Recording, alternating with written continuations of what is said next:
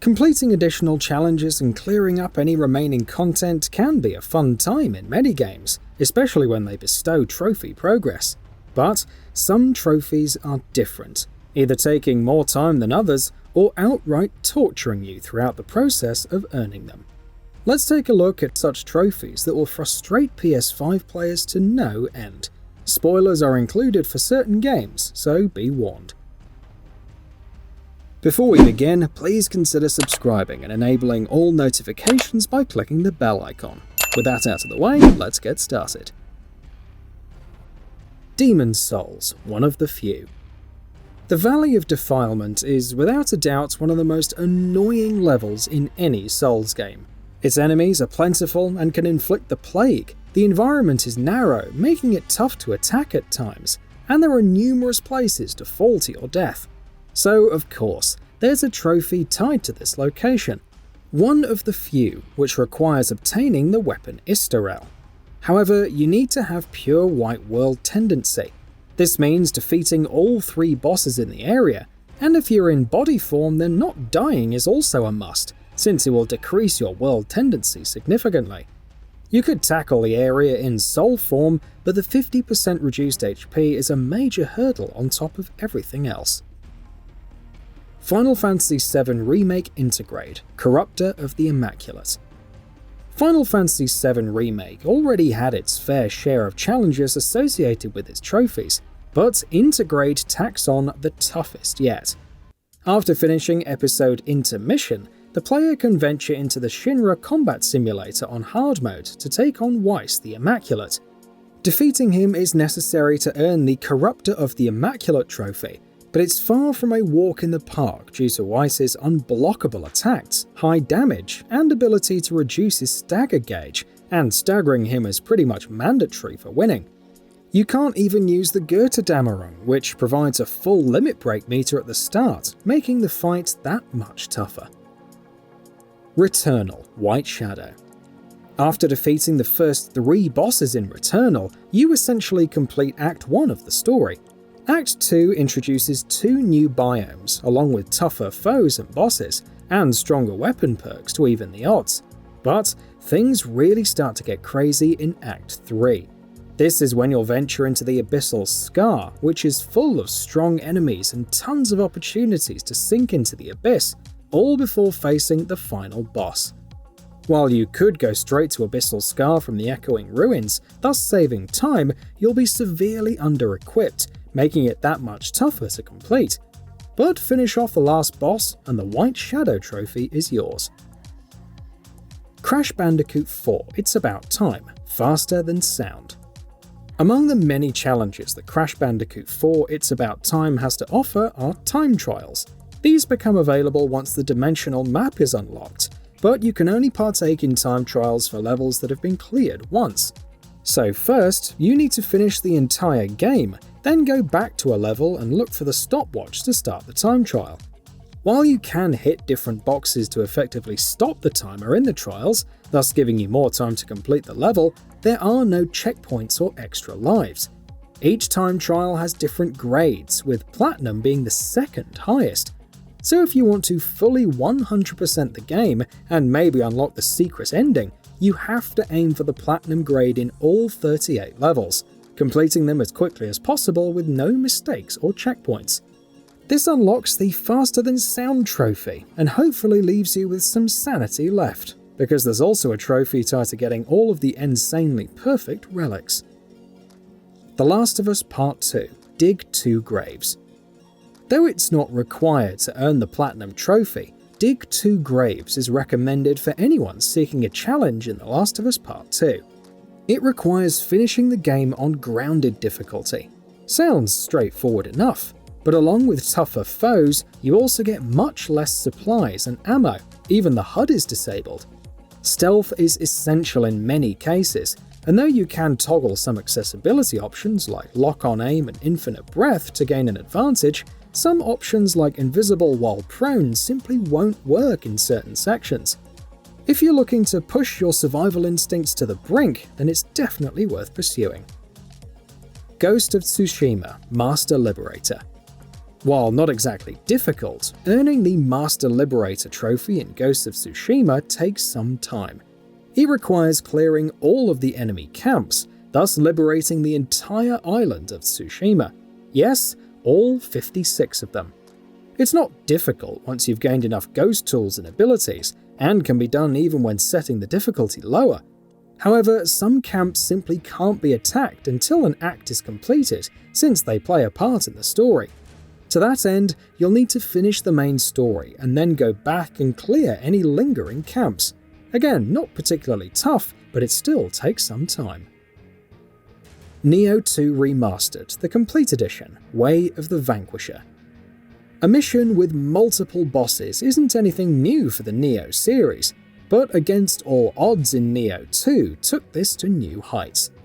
Unlocked upon completing a distant dream in the first Samurai DLC, it sees the player taking on 13 bosses, including Ryomen Sukuna, Oda Nobunaga, Otakimaru, both the base game and the first Samurai versions, and even Nioh 1 protagonist William. This is in addition to various other enemies battled throughout several waves. This is all tough enough on its own, but to earn the trophy Way of the Vanquisher, the mission needs to be completed on Dream of the Demon, aka New Game Plus 2 or higher. Resident Evil Village. Don't trust that snake oil. On standard difficulty, Resident Evil Village isn't too difficult to play through, thanks to the abundance of ammo, crafting resources, money for upgrades and recovery items. But are you confident enough to finish the story using 4 or less recovery items? That's the condition for earning the Don't Trust That Snake Oil trophy. Though you could dial the difficulty down to casual, it still requires avoiding insta-death scenarios, not taking any major damage from bosses, which is a big ask in some fights like Heisenberg's mutated form, and being careful against hordes of foes. Judgment Remastered. He just doesn't quit. Earning this trophy means defeating the secret boss Shin Amon, a staple of the Yakuza franchise and the toughest boss encounter yet. But even just getting to Amon requires a good amount of effort. You essentially need to befriend people throughout Kamurocho and raise your city reputation level throughout the game. But in order to receive a challenge, a final request, you need to befriend 50 people in total and solve all of the previous 49 side cases. That could be considered the easy part though. Fighting Shin Amon requires having pretty much all of your combat skills unlocked and surviving 3 increasingly difficult phases, with items being unusable in some cases. Call of Duty Black Ops Cold War, reunited with Fidelina. Contrary to belief, the toughest trophy to obtain in Call of Duty Black Ops Cold War isn't earned from beating the campaign on the highest difficulty or pulling off any crazy feats in multiplayer. Instead, it's reunited with Fidelina, earned from completing Dead Ops Arcade 3, the top-down arcade shooting mode. While it sounds easy, it involves going through 64 rounds of enemies and bosses, which can take hours. And given its arcade shooting routes, you can die almost immediately, negating the entire run. A specialist playlist was added to provide solo players with an advanced start option. This allowed for resuming from the highest checkpoint earned while playing the mode solo, cutting down on the grind significantly. But it's still incredibly tough, since you're effectively on your own. Nioh Remastered, the Complete Edition, Battle-Hardened Veteran. Before there was Against All Odds, we had the Grand Tournament in Nioh Bloodshed's End. The premise was simple: kill 100 enemies across numerous waves. Almost every enemy was represented here, with bosses like Lee Naomasa, Honda Tadakatsu, Takibana Munashige, and many more standing in one's path. Even Hanzo had to be fought at some point. If you were tough enough to beat the Grand Tournament on Way of the Strong or higher, then the Battle-Hardened Veteran trophy was all yours. Maybe not as tough as unlocking Nioh 2's Way of the Vanquisher, but it's still a tough challenge all the same. Yakuza Like a Dragon, Victory of the Millennium. So, you've beaten the final Millennium Tower in Yakuza Like a Dragon, beating Shin Amon once again and thinking it ought to be over. But wait, there's more, as the true final Millennium Tower is unlocked. The key difference this time around is that all enemies are level 99, and thus require building up at least one job on each character past 90, having the best weapons at EX level, having the most defense possible, and unleashing your most powerful attacks consistently. Surviving all of the different encounters leads to a rematch with Shin Amon, who's now at level 99 and can summon Kiryu, Majima, and Seijima as thought entities at 50% health. He'll also use the Essence of Orbital Laser, which can wipe your entire party if you're not careful.